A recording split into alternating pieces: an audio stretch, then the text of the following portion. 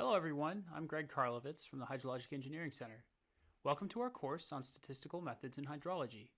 This video is part 1 of 4 on the topic of the index flood regionalization method, and we'll discuss regionalizing observations. Let's get started.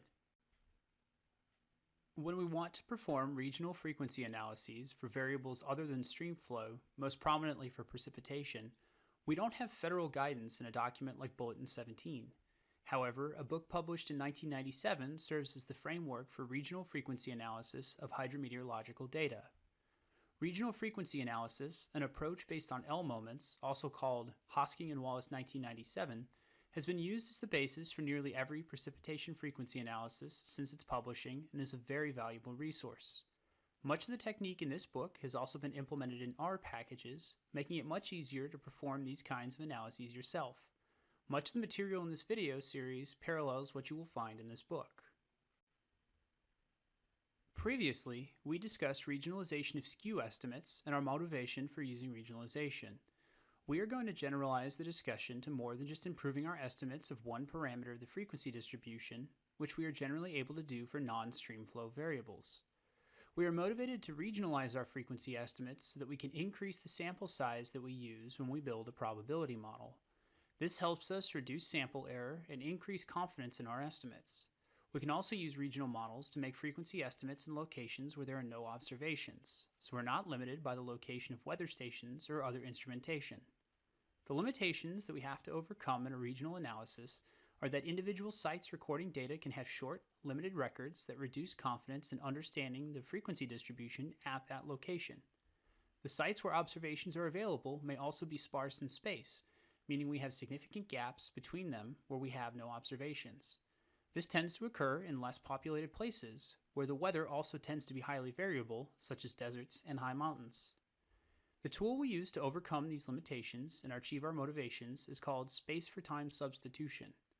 Space for time substitution lets us group together observations in space in a systematic way so that we can treat them as a single, much longer record of the variable of interest.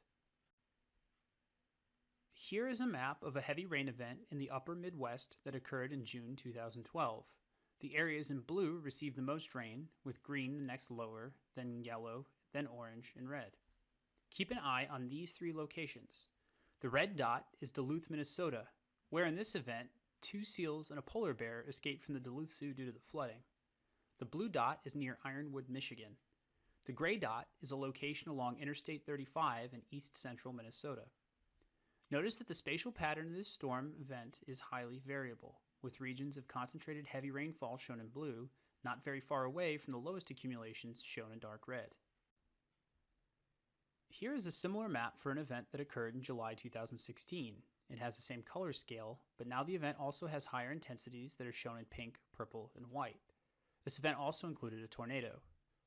These 2 patterns look remarkably similar and have similar magnitudes. However, the storm center is in a different location between the 2 events.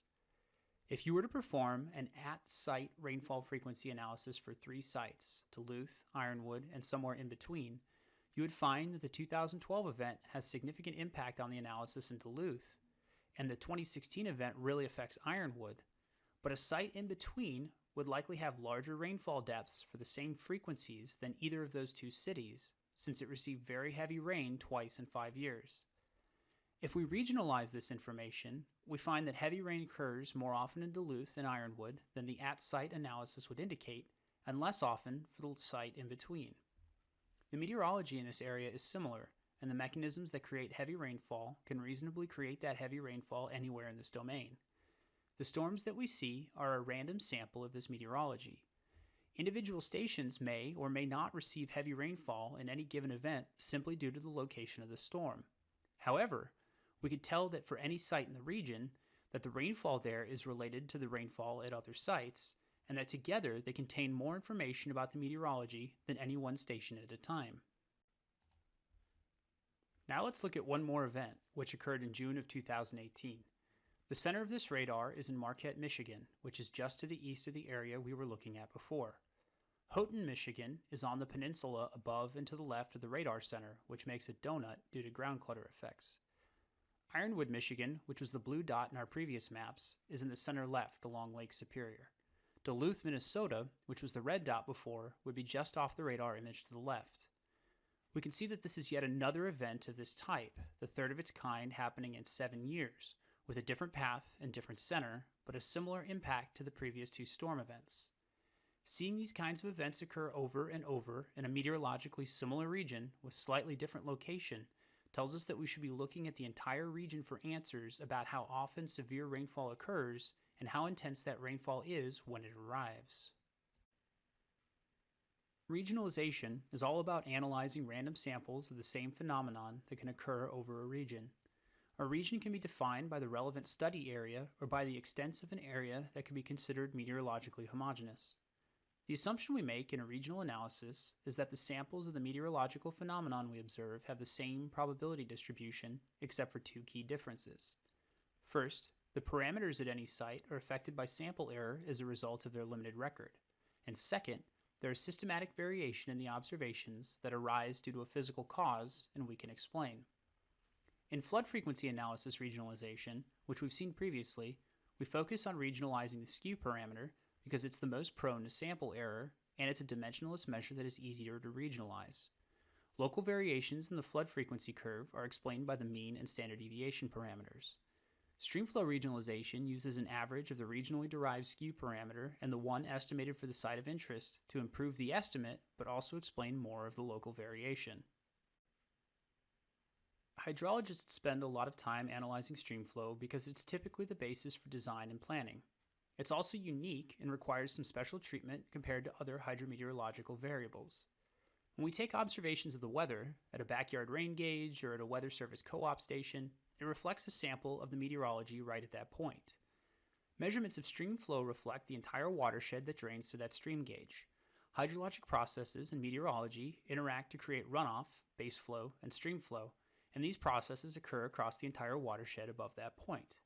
They vary in space, and for large watersheds, potentially spanning tens of thousands of square miles, they may not be the same everywhere.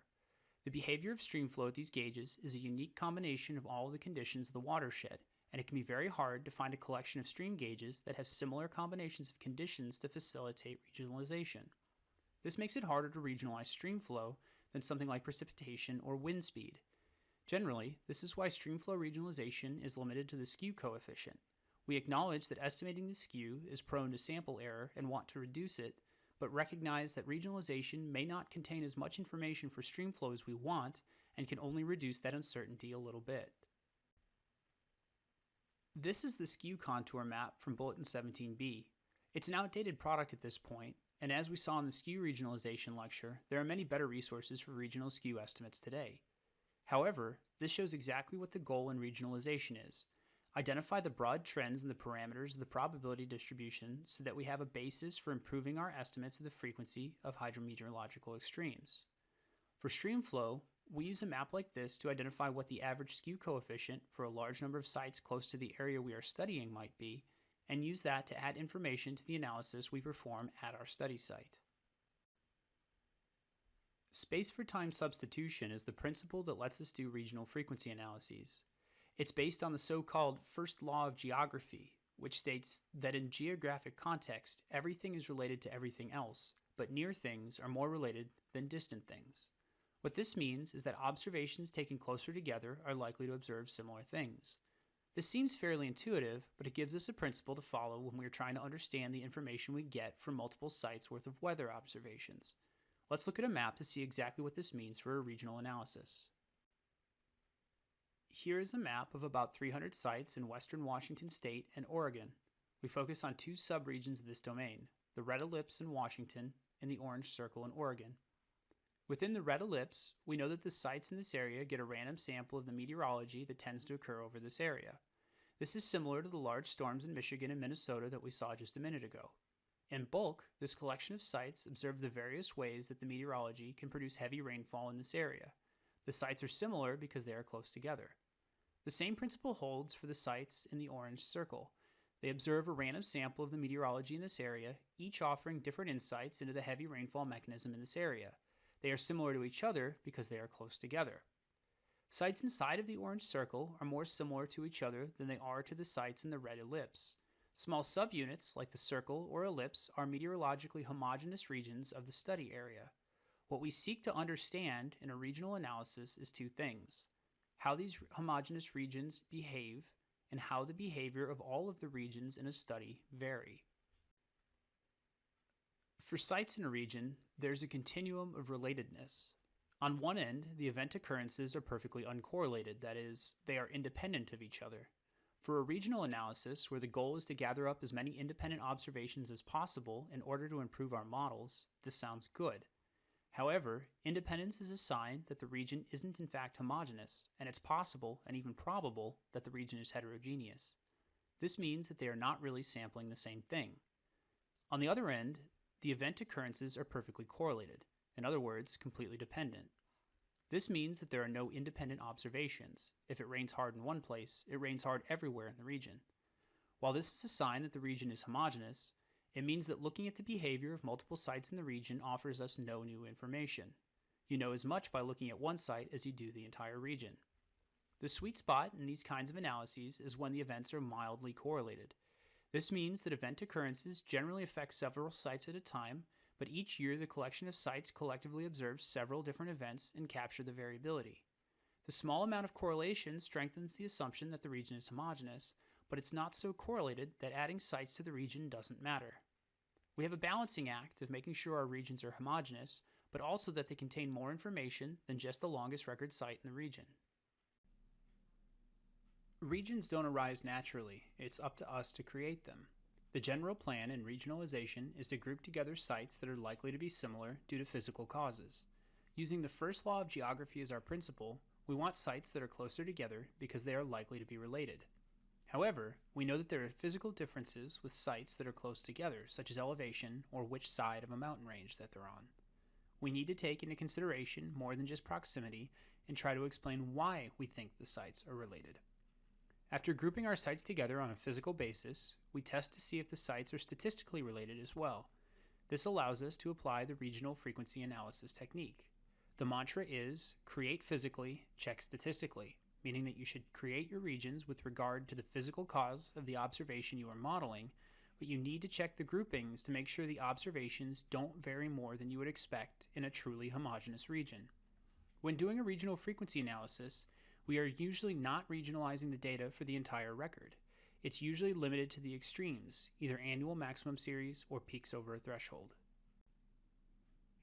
In this video, we discussed regionalizing observations. 3 key points to take away from this video are: when regionalizing, we want to make sure the statistical models we are building have a basis in the physical world. The regions we create should be motivated by explaining why our observations vary in space. The variation we see in these observations will be captured by their statistics, and we seek to explain the variation in these statistics using physical reasoning.